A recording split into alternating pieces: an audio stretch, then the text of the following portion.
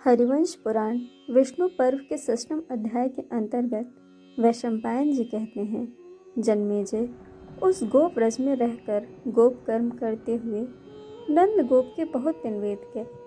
वहाँ उन दोनों बालकों का उन्होंने नामकरण संस्कार कर दिया। तदनंतर वो दोनों भाई वहाँ बड़े सुख से रहने और दिनों दिन बढ़ने लगे। उनमें बड़े का नाम शंकरषण तथा छोटे का नाम कृष्ण था। दूसरे शरीर में आए हुए भगवान श्री हरि ही कृष्ण नाम से विख्यात हुए।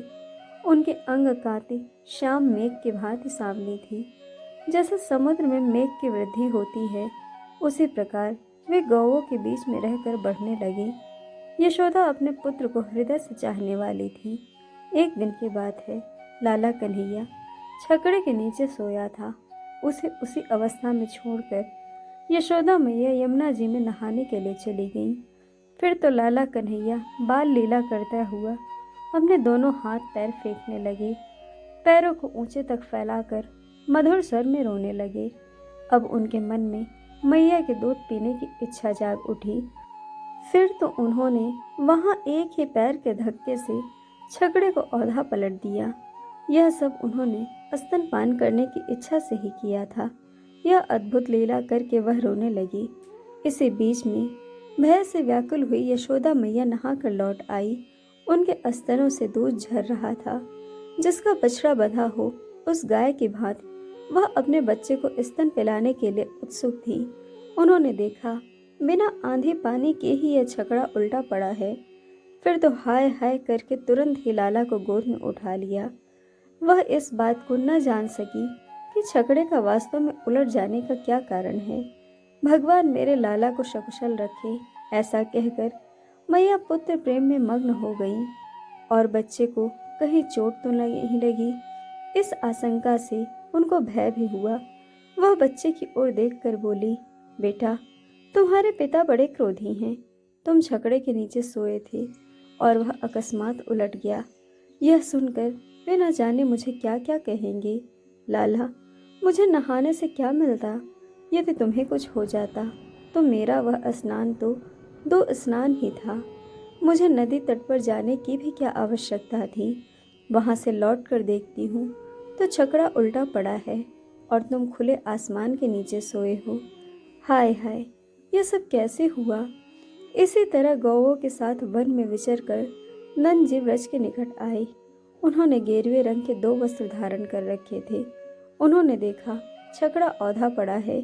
उस पर लदे हुए सारे बर्तन, घड़े, माट और मटके चकनाचूर हो गए हैं। जुआ निकलकर दूर जा पड़ा है।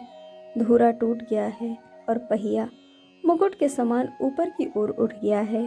यह सब देखकर वह डर गए और जल्दी जल्दी पैर बढ़ाते हुए सहसा घर आ पहुंचे। उस समय उनके नेत्रों में आंसू भरे हुए थे। वे बार बार पूछने लगे, मेहर मेरे लाला सकुशल तो है ना? फिर बेटे को स्तनपान करते देख उनके जी में जी आया। उन्होंने पुनः पूछा, मेहर बैलों में लड़ाई तो नहीं हुई? फिर यह छकड़ा कैसे उलट गया? यशोदा मैया ने भयभीत होकर गदगद वाणी में कहा, नाथ मैं नहीं जानती कि किसने छकड़ा उलट दिया। सौम्य मैं तो कपड़े धोने के लिए यमुना जी के तट पर गई थी। लौट कर देखती हूँ तो छकड़ा धरती पर औधा पड़ा है।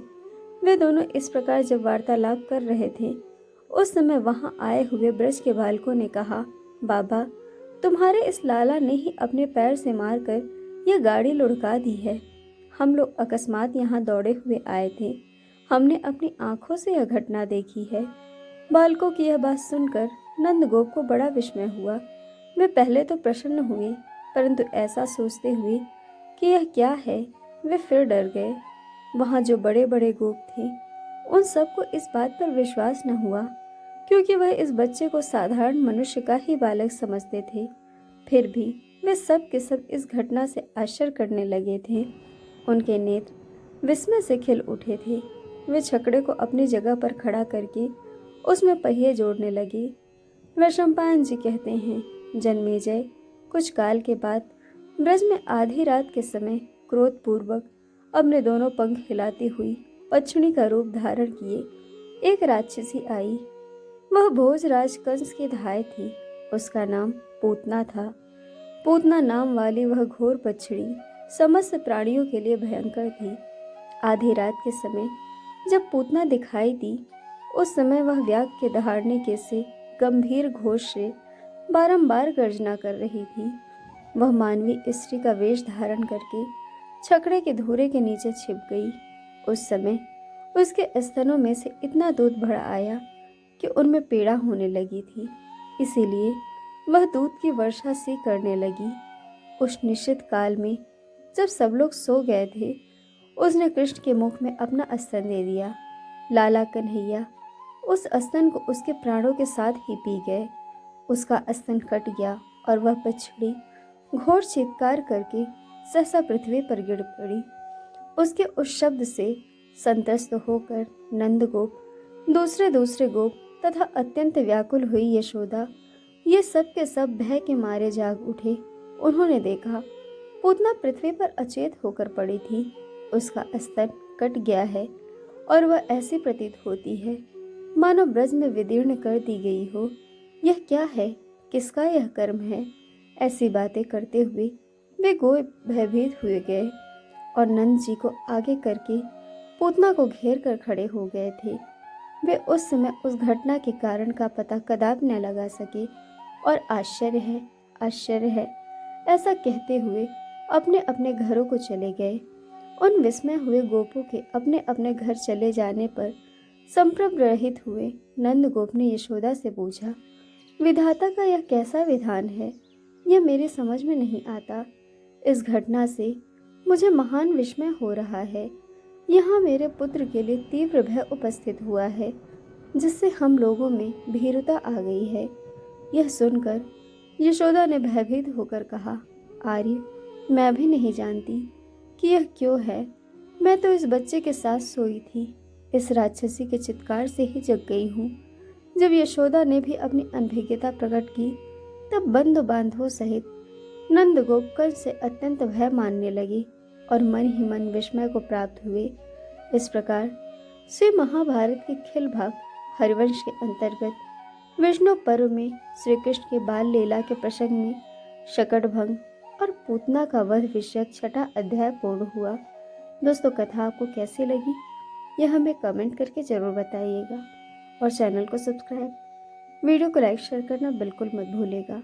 वीडियो देखने के लिए आप सभी का बहुत बहुत धन्यवाद। जल्द मिलेंगे कथा के अगले अध्याय के साथ।